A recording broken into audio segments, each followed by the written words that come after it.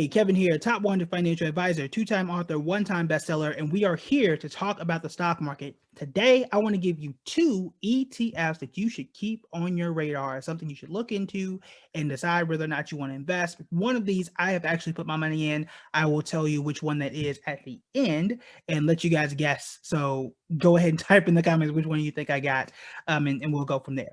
All right, so let's start with what an ETF is. An ETF is an exchange traded fund. It is an investment that can own hundreds of different stocks all at once so that you and me don't have to go through and pick out every single one. For example, one of these holds like 55 different stocks, which is great because for the price of one ETF or even a fractional portion of it, I can have all those stocks. I get to sit back. I'm diversified. I let them figure out all that stuff while I just sit back and put my money to work. One of the biggest ETFs are index funds or index ETFs. I love them. The majority of my money is there because they can hold the S&P 500, the biggest 500 companies in the US.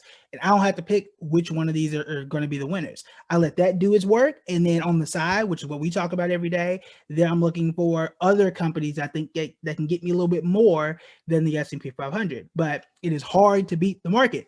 These ETFs, or at least one of them so far, has done an outstanding job of beating the market. So I'm going to share the screen right now and pull this up. The first one is ARKK. If you haven't heard about it, now you know. I've been hearing a lot of chatter about this one, and it makes sense. Look at it over the past 5 years. Everything was good, and then once we hit March, it took completely off. I mean, just took off like a rocket ship.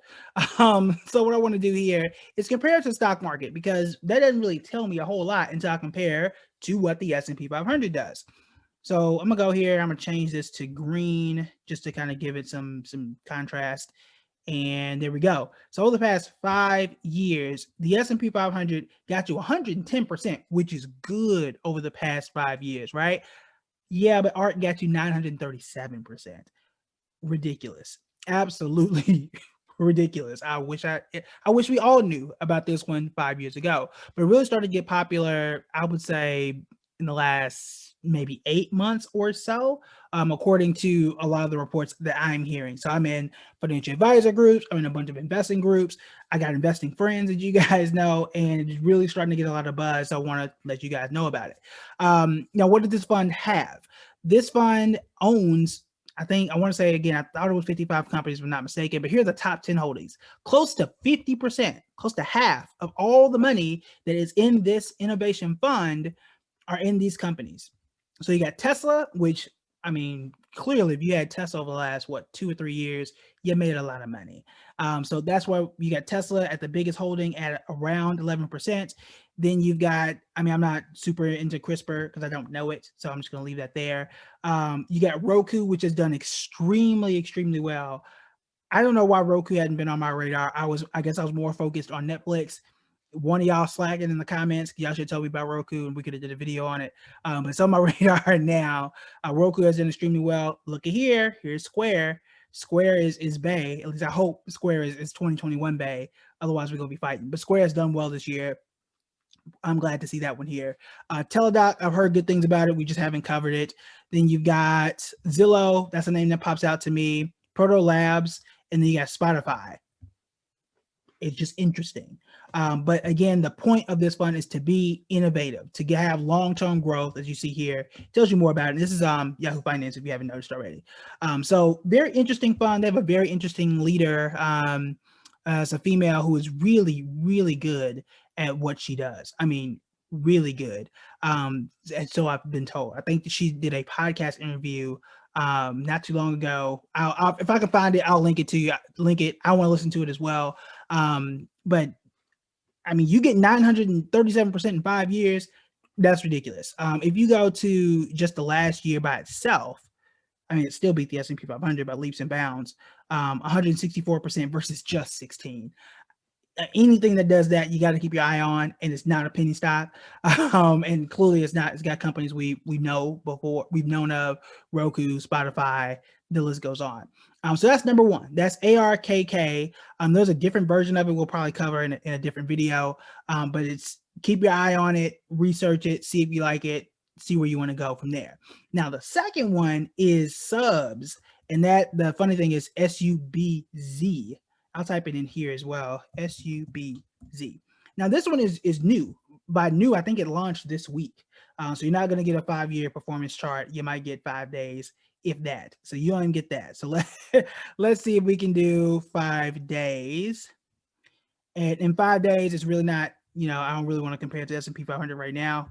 It's very young. But as you can probably see, unless you're hungry like I am, subs is subscription services. This is what they invest in. And if you go here to their website, it shows you this is the top 10 holdings. So for the most part, I think you can get the full holdings here. I think they only have 35 stocks. I'm not super concerned about the number. You got more than 30, you're pretty diversified. But again, they are hyper focused on subscription services. So there are only but so many. You can only be but so much diversified there. But it's expected to do well because once you are kind of on subscription service, you're going to be there for a little bit, or so we think. I feel a little bit differently about this one, but you'll see that some of these are the same. And then some of these are doing really well. So you got Spotify again. So this tells me two things. Both of these ETFs have a good chunk in Spotify. I need to look into Spotify. We should probably do a video on Spotify, maybe Spotify versus Roku or Netflix or something like that. We should probably do that. The fact that both of them have money there, something going on with Spotify that I need to know about. You got Roku again. Ooh, look at that. You got Netflix. I've been on Netflix for a while. I told y'all last year about Netflix. So those are the ones I know of. And then you got Disney down here. All these other companies I have not personally heard of. We can look into those and see what they are. But you got Disney that's doing really well right now off the heels of Disney Plus. They hit, I think, an all-time high yesterday or the day before. Spotify is clearly something we should look into. And I know Roku has done well. I know Netflix has done well. So all of these are good and interesting things. Now, my concern with subs I don't have over ARK is, well, really two things. Number one, and let me take this off so we can see each other, or I can see you, or you can see me. You guys get it. So concerns about subs. Number one, it's new. So, I can't say it is going to be ARK. I also don't know if ARK is going to be ARK at for the last 5 years. We don't know that, right?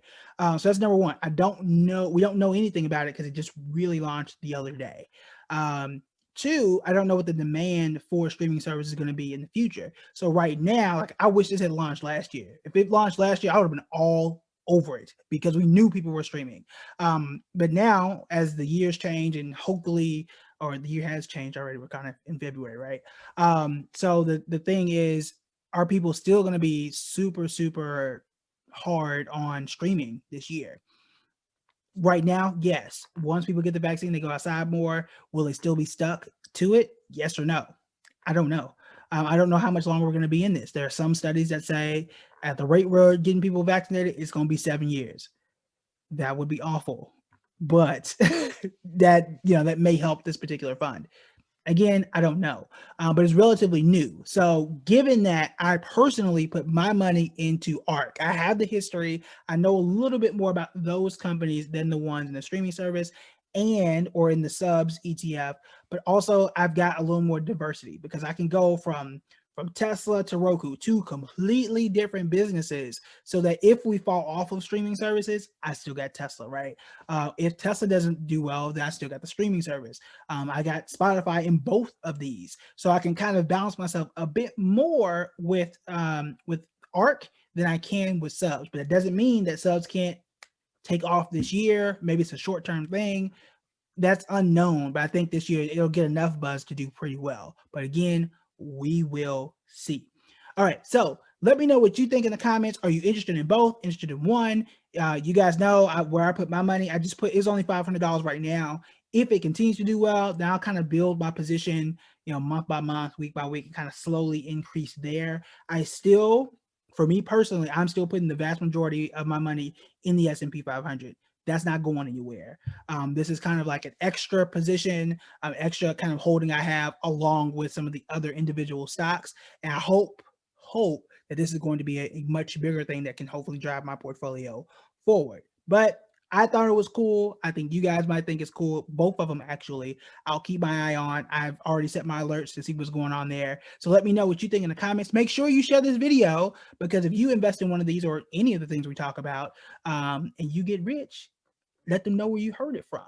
But also, I'm not responsible for any losses or otherwise. Disclaimer, disclaimer, disclaimer. This is education. But if you do like it, let me know what you think. Let me know if there are any things that you want me to cover. I know someone talked about AMD. I'll try and cover that over the next few days. And any other questions, let me guys know. Let me know in the comments. If you want to start investing, make sure you click the link above for the public app. You get a free stock. I get a free stock. We all win. It's one of my favorite and most simple investing apps, and I'm on there like every day. So you want to make sure that you check it out. All right, that's it for me. I'll talk to you guys later.